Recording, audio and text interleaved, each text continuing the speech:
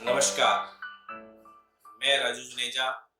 आज आपका सफलतम क्लासेस में क्लास 10th के एक नए टॉपिक के साथ स्वागत करता हूँ। हमारा टॉपिक जो है वो इलेक्ट्रिसिटी है। जैसे चल रहा है चैप्टर हमारा इलेक्ट्रिसिटी, इस इलेक्ट्रिसिटी के अंदर आज हम एक नया टॉपिक लेके आ रहे हैं। नया टॉपिक तो लेके आ रहे हैं, लेकिन हमने लास्ट क्लास में जो पढ़ा था वो ओम्स लॉ पढ़ा था, उसी से रिलेटेड ही है ये वाला जो टॉपिक है। लेकिन नया टॉपिक स्टार्ट करने से पहले आज मैं आपको पहले ओम्स लॉ के कुछ क्वेश्चंस कराऊंगा। बिल्कुल आसान क्वेश्चन होते हैं, कोई इसमें कोई बड़ी बात नहीं होती है।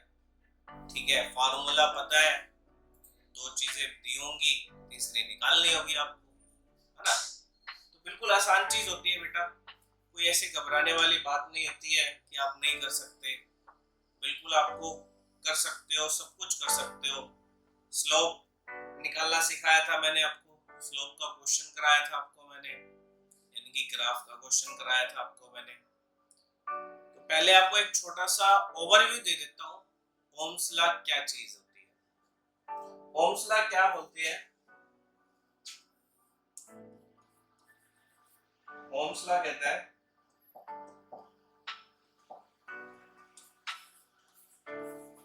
एट कांस्टेंट टेम्परेचर, ये मैंने बोला था उस दिन कि मैं आने वाले टाइम में बताऊंगा ये एट कांस्टेंट टेम्परेचर क्यों बोला गया है। तो ये आज के टाइम में बताऊंगा, मैं आज के लेक्चर में बताऊंगा कि ये एट कांस्टेंट टेम्परेचर क्यों बोला गया। जी डायरेक्टली प्रोपोर्शनल होता है आई के, और जब प्रोपोर्शनलिटी के साइन को हटाते हैं तो एक कांस्टेंट क्या आता है हमारे पास, आर, और इस आर को बोला जाता है रेजिस्टेंस। क्या बोला जाता है? रेजिस्टेंस बोला जाता है बच्चों। रेजिस्टेंस V बाय I है। रेजिस्टेंस क्या है? V by I। जो करंट को रोकता है, जो करंट को रोकता है, रोकने वाला क्या होता है? रेजिस्टेंस। रेजिस्टेंस, रेजिस्ट करना, रोकना। ठीक है भाई, तो इसी पे आज हम क्वेश्चन कराने वाले आपको। ठीक है भाई, बहुत आसान क्वेश्चन हो जाएंगे, बहुत आसान तरीके से बता दूंगा क्या होता है क्या नहीं होता। क्वेश्चन भी आसान होते हैं। तो आगे का पढ़ने से पहले प्लीज हमारे इस वीडियो को शेयर करें, लाइक करें और सब्सक्राइब करें, और साथ में एक अंगूठे का बटन रहता है उसको भी दबाएं, बेल आइकन का बटन भी दबा दें। ठीक है भाई, तो स्टार्ट करते हैं। आज हमारा क्वेश्चन क्या है? सबसे पहला क्वेश्चन क्या है हमारा? व्हाट पोटेंशियल डिफरेंस, पीडी का मतलब, पीडी मतलब क्या है? पोटेंशियल डिफरेंस, शॉर्ट फॉर्म में लिखा जाता है। What potential difference is needed to send a current of 6 ampere, current I कितना है हमारा?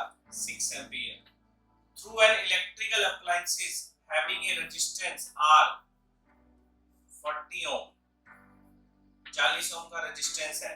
तो आपने पढ़ा है V किसके बराबर होता है? IR के बराबर होता है।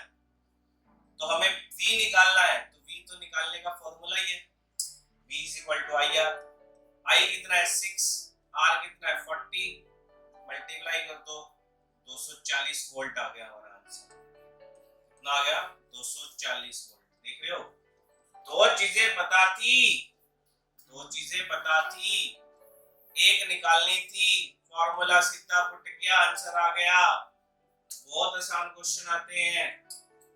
V is equal to IR, V is equal to IR, Ohm's law, V is equal to IR, R क्या है? रेजिस्टेंस है। ठीक है ना। तो 240 वोल्ट, 220 से 240 वोल्ट तक हमारा पोटेंशियल डिफरेंस इंडिया के अंदर यूज होता है, घरों के अंदर। ठीक है ना। अल्टरनेटिंग करंट आता है हमारे पास, बताऊंगा अल्टरनेटिंग करंट क्या होता है, डायरेक्ट करंट क्या होता है। अगला क्वेश्चन देखते हैं। What potential difference between the terminal of the an electrical iron, नहीं पोटेंशियल डिफरेंस दिया हुआ है 240 वोल्ट, V दिया हुआ 240 वोल्ट का, और जो करंट है वो दिया हुआ हमारा 5 एम्पीयर। क्या निकालना है? रेजिस्टेंस निकालना है। लो जी, R निकालना है, सिंपल सी बात है। V is equal to IR, R is equal to V by I। V कितना है 240, I कितना है 5, काट दो कितना आ जाएगा 4, फिर गया हमारा कितना आया 8, कितना आ जाएगा 48 ओम हो जाएगा रेजिस्टेंस। कितना आ जाएगा 48 ओम। ठीक है भाई, 48 ओम का रजिस्टर है, रेजिस्टेंस है प्रेस का, इलेक्ट्रिक आयरन जिससे आप कपड़े प्रेस करते हो। बहुत आसान चीज होती है, बहुत आसान क्वेश्चन होते हैं। V is equal to I, current को रोकने वाला कौन होता है, रेजिस्टेंस होता है। करंट को रोकने वाला कौन होता है, रेजिस्टेंस होता है। अब ये रेजिस्टेंस होता है करंट को रोकने वाला, तो करंट कभी आप देखते हो कम हो जाता है, करंट कभी ज्यादा हो जाता है ना। किसी कंडक्टर के अंदर करंट ज्यादा जा रहा होता है, किसी डिवाइस के अंदर करंट कम जा रहा होता है। ठीक है भाई, जैसे आप देखते हो हमारे जो चार्जर होता है, अब हमारे घर के अंदर लगभग 32 एम्पीयर तक का मैक्सिमम करंट आ जाता है। जैसे आपने देखा होगा घर के अंदर आप एसी लगाते हैं तो उसको 32 एम्पीयर का करंट चाहिए होता है, यानी कि मैक्सिमम 32 एम्पीयर तक का करंट आता है हमारे पास। तो चार्जर जो होता है फोन का वो 5 एम्पीयर तक का, मतलब अभी तो जो हमारा हाईएस्ट है वो 5 एम्पीयर या 3 एम्पीयर या 2 एम्पीयर का होता है। तो इतना करंट कम कौन करेगा, इतना करंट जो कम करेगा वो चार्जर करता है। उसका चार्जर के अंदर रेजिस्टेंस लगे होते हैं जो करंट को खा जाते हैं, उसको कम कर देते हैं। तो कम करने के लिए करंट को क्या लगाते हैं आप, रेजिस्टेंस लगाते हैं। तो ये रेजिस्टेंस चेंज हो सकता है। तो हमारा जो आज का टॉपिक है वो क्या है, फैक्टर अफेक्टिंग रेजिस्टेंस। क्या है हमारा, फैक्टर अफेक्टिंग रेजिस्टेंस है। क्या क्या फैक्टर अफेक्ट करते हैं। सबसे पहला फैक्टर है लेंथ ऑफ कंडक्टर, कंडक्टर की लेंथ। ठीक है भाई, जैसे हमारे पास एक तार जा रही है, इस तार की लेंथ है L और इसका रेजिस्टेंस है R। इसका रेजिस्टेंस क्या है, R है। रेजिस्टेंस R है तो हमने क्या कर दिया, इस तार की लेंथ को बड़ा कर दिया, 12 कर दिया, तो रेजिस्टेंस भी चेंज हो जाएगा। कैसे चेंज हो जाएगा वही बताने वाला हूं। कैसे अफेक्ट करता है, अगर हम if we increase the length of conductor,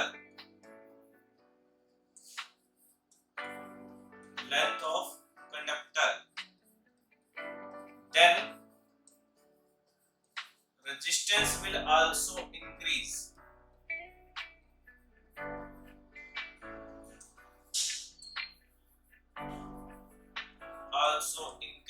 अगर हम कंडक्टर की लेंथ बढ़ा देंगे तो रेजिस्टेंस भी बढ़ जाएगा।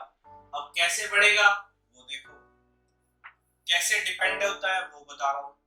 रेजिस्टेंस को अपन लिखते हैं R से, लेंथ को अपन लिखेंगे L से। इन दोनों का क्या रिलेशन होता है, इन दोनों का रिलेशन होता है R डायरेक्टली प्रोपोर्शनल होता है L के। R डायरेक्टली प्रोपोर्शनल होता है L के। कल भी बताया था, जो डायरेक्टली प्रोपोर्शनल होता है वो कैसे होता है, अगर आप इस क्वांटिटी को बढ़ाएंगे तो ये वाली क्वांटिटी भी बढ़ेगी। कितनी बढ़ेगी, अगर इसको 2 गुना कर दिया है तो ये भी 2 गुना होगा, ये भी क्या होगा 2 गुना। ये लेकिन यहाँ पर उल्टा लेना है, क्योंकि आप लेंथ ऑफ कंडक्टर बढ़ा रहे हो ना, रेजिस्टेंस थोड़ा बढ़ा रहे हो, आप लेंथ ऑफ कंडक्टर बढ़ा रहे हो, इंक्रीज कर रहे हो। तो लेंथ ऑफ कंडक्टर को अगर आपने डबल कर दिया है तो रेजिस्टेंस भी डबल हो जाएगा। यानी कि अगर यहाँ पर L थी लेंथ, यहाँ 12 थी, यहाँ रेजिस्टेंस R था, तो इसका रेजिस्टेंस कितना होगा 2R होगा, कितना होगा 2R। तो ये पहला फैक्टर है, रेजिस्टेंस को फैक्टर 4 अफेक्ट करते हैं। और ये क्वेश्चन भी बहुत इंपॉर्टेंट है, एनसीईआरटी का क्वेश्चन है, ये एनसीईआरटी का क्वेश्चन है। कई बार 2 नंबर का आ जाता है, ठीक है भाई, कई बार 3 नंबर का भी आ जाता है, लिखना आ जाता है। What are the factors on which resistance will depend on, ठीक है भाई, कौन कौन से फैक्टर हैं जिसके ऊपर रेजिस्टेंस डिपेंड करता है। तो पहला फैक्टर है लेंथ ऑफ कंडक्टर। अगर आप कंडक्टर की लेंथ बढ़ाओगे तो रेजिस्टेंस भी बढ़ेगा, बढ़ेगा भाई। तो कैसे बढ़ेगा? ये रिलेशन है R directly proportional to L, R directly proportional to L।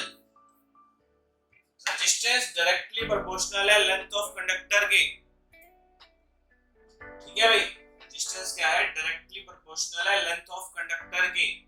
Length बढ़ाओ कंडक्टर की, रेजिस्टेंस भी बढ़ जाएगा। अगर लेंथ डबल कर दोगे तो रेजिस्टेंस भी डबल हो जाएगा। लेंथ 3 गुना कर दोगे रेजिस्टेंस भी 3 गुना हो जाएगा। लेंथ आधी कर दोगे रेजिस्टेंस भी आधा हो जाएगा। तो रेजिस्टेंस लेंथ के डायरेक्टली प्रोपोर्शनल होती है। दूसरा फैक्टर क्या है? दूसरा फैक्टर है एरिया ऑफ क्रॉस सेक्शन।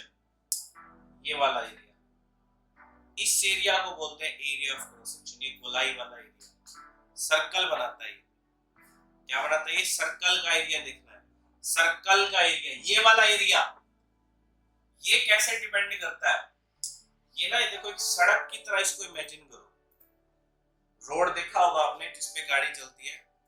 अगर रोड की विड्थ ज्यादा है तो उसके ऊपर ट्रैफिक नहीं होता, गाड़ियां आसानी से चलती है ना। तो ऐसे ही अगर तार मोटी है तो इलेक्ट्रॉन आसानी से चलेंगे, एक टर्मिनल से दूसरे टर्मिनल तक आसानी से इलेक्ट्रॉन चलेंगे, उनको रोकने वाला कोई नहीं होगा, तो रेजिस्टेंस कम हो जाएगा। लेकिन अगर रोड की विड्थ कम है, ठीक है, सिंगल लेन रोड है, और ट्रैफिक क्या होगा उसके ऊपर? बहुत ज्यादा हो जाएगा। अगर वो एक हाईवे की तरह है तो, अगर सिंगल लेन रोड है तो बहुत ज्यादा ट्रैफिक हो जाएगा। जब तक आगे वाली गाड़ी नहीं पहुंचेगी तो पीछे वाली उसको ओवरटेक नहीं करती, क्योंकि सामने से कोई आ रहा होता है। तो ऐसे ही जब इसकी एरिया ऑफ क्रॉस सेक्शन कम हो जाता है तो जब तक आगे वाला इलेक्ट्रॉन नहीं चलता तब तक पीछे वाला इलेक्ट्रॉन आगे नहीं आ सकता। तो रश ज्यादा हो जाएगा, ट्रैफिक ज्यादा हो जाएगा, इलेक्ट्रॉन को रुक रुक के चलना पड़ेगा, है ना। इलेक्ट्रॉन को रुक रुक के चलना पड़ेगा। मैं इसको समझाने के लिए ना एक तार का थोड़ा सा मैग्नीफाइड डायग्राम बनाता हूँ। ये थोड़ा सा मैग्नीफाइड डायग्राम है। ये तार है मेरे पास, इसका रेडियस कितना है? R है। इसके अंदर हमने इसको बैटरी के साथ कनेक्ट किया हुआ है। अब बैटरी के दो टर्मिनल होते हैं, एक पॉजिटिव और एक नेगेटिव, पॉजिटिव और एक नेगेटिव। तो करंट तो जाता है पॉजिटिव से नेगेटिव, करंट जाता है पॉजिटिव से नेगेटिव, और जो इलेक्ट्रॉन होते हैं इस कंडक्टर के वो जाएंगे नेगेटिव से पॉजिटिव की तरफ, ऐसे जाएंगे, नेगेटिव से पॉजिटिव की तरफ जाएंगे। इलेक्ट्रॉन चलते हैं नेगेटिव से पॉजिटिव और करंट चलता है पॉजिटिव से नेगेटिव। अब इलेक्ट्रॉन चलेंगे नेगेटिव से पॉजिटिव, तो ये वाला इलेक्ट्रॉन जो है इसको ये नेगेटिव रिपेल करेगा, वो सीधा आगे इसको धक्का मारेगा, फोर्स लगाएगा, आया पीछे से धक्का मारा, धक्का मारा तो क्या होगा? ये वाला इलेक्ट्रॉन अब आगे चलेगा। तो जब ये पीछे से आ रहा था, इसकी जो काइनेटिक एनर्जी थी उसने इसको आगे हिट किया, अपनी काइनेटिक एनर्जी इसको दी, ये चलने लगा। तो जब इसने काइनेटिक एनर्जी दी ना, तो पूरी काइनेटिक एनर्जी कन्वर्ट नहीं होती, उसका कुछ ना कुछ एनर्जी का लॉस होता है। कोलिजन हुआ ना, कोलाइड कर रहे हैं, पीछे वाला इलेक्ट्रॉन आगे वाले इलेक्ट्रॉन के साथ कोलाइड कर रहा है, तो इसने अपनी एनर्जी इसको ट्रांसफर करी। तो ये वाला जो है ये पूरी एनर्जी नहीं गेन कर पाएगा पीछे वाले की। तो पीछे वाले की जो एनर्जी का जो लॉस हुआ है वो लॉस हीट फॉर्म में आता है। वो लॉस किस फॉर्म में आता है? हीट फॉर्म में आता है।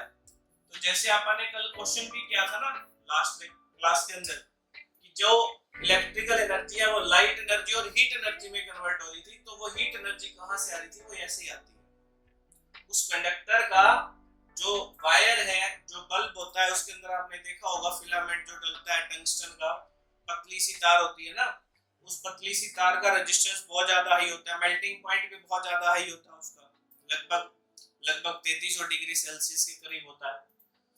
तो जब उसके इलेक्ट्रॉन टकराते हैं तो वो अब उसकी एनर्जी का लॉस होता है, तो वो लॉस किस फॉर्म में आता है? हीट फॉर्म में होता है। तभी ये जब ये इलेक्ट्रिकल एनर्जी जब लाइट एनर्जी के अंदर कन्वर्ट हो रही है तो हीट फॉर्म भी देती है, हीट एनर्जी भी देती है, ठीक है। तो वो कहां से आती है? ये इलेक्ट्रॉन के कोलिजन से आती है। समझ में आ रही है बात? तो हम बात कर रहे हैं area area of cross section की। तो मैंने कहा है कि इसको आपने एक रोड की तरह इमेजिन करना है। अगर रोड की विड्थ ज्यादा है तो इलेक्ट्रॉन इजीली जा सकते हैं, गाड़ियां इजीली जा सकती हैं, ठीक है, उनको रोकने वाला कोई नहीं है तो रेजिस्टेंस कम होगा। लेकिन अगर विड्थ कम है तो रोकने वाला है तो रेजिस्टेंस क्या होगा, ज्यादा होगा। तो ज्यादा होगा तो रेजिस्टेंस जो होता है वो इनवर्सली प्रोपोर्शनल होता है एरिया ऑफ क्रॉस सेक्शन के। यानी कि अगर एरिया ऑफ क्रॉस सेक्शन बढ़ा दोगे तो रेजिस्टेंस कम हो जाएगा, यानी कि इलेक्ट्रॉन आसानी से चल सकते हैं, करंट ज्यादा होगा। ठीक है भाई, समझ में आ रही है बात? तो if we increase the area of cross section,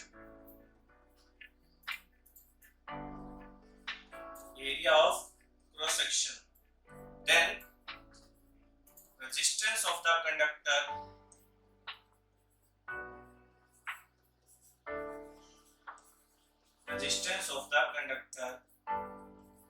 will be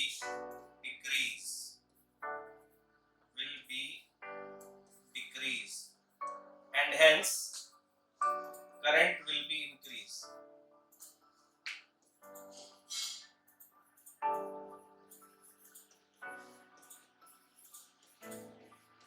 current क्या हो जाएगा, बढ़ जाएगा। तो ये दूसरा factor area of cross section का। ठीक है भाई, तीसरा फैक्टर क्या है? तीसरा फैक्टर है टेम्परेचर। तो ये अब बात आने वाली है भाई, एट कांस्टेंट टेम्परेचर क्यों था, यहां से पता चलेगा टेम्परेचर कैसे अफेक्ट करता है। देखो भाई, अभी पीछे अपन ने पढ़ा है जब ये वाला इलेक्ट्रॉन इस वाले इलेक्ट्रॉन को आके धक्का लगाता है, अपनी एनर्जी देता है, टक्कर मारता है, तो ये अपनी काइनेटिक एनर्जी जो है वो पूरी तरह से ट्रांसफर नहीं करता। कुछ एनर्जी काइनेटिक में कन्वर्ट होती है और कुछ हीट एनर्जी में कन्वर्ट होती है। तो वो जो हीट एनर्जी है उससे टेम्परेचर तो बढ़ेगा ना। अब ये टेम्परेचर बढ़ेगा कब? जब कोलिजन होगा। कोलिजन कब होगा?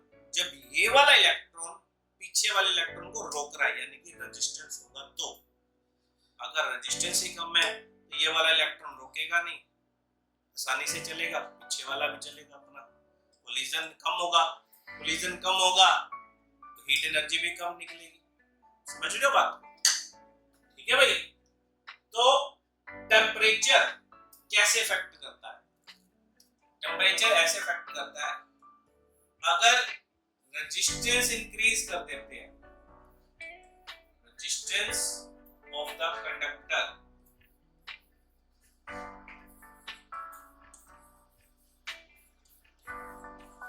will increase, then temperature will also increase।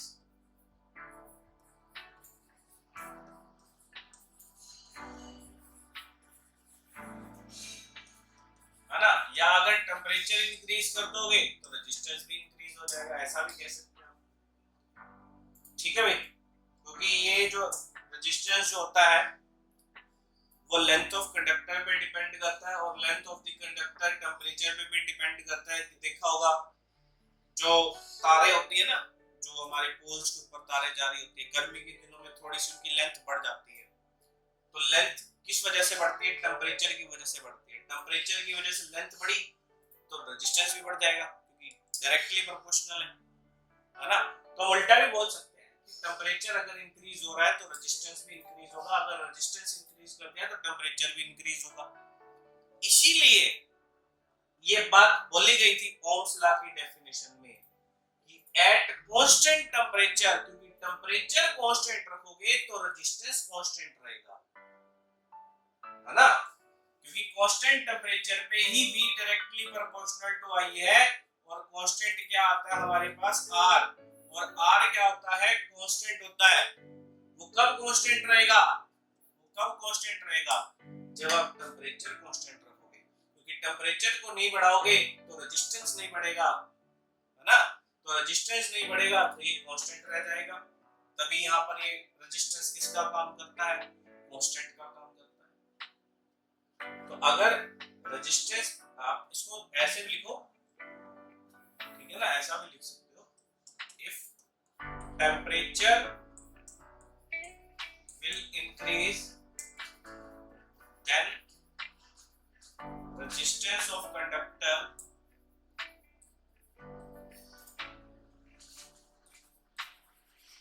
will also increase।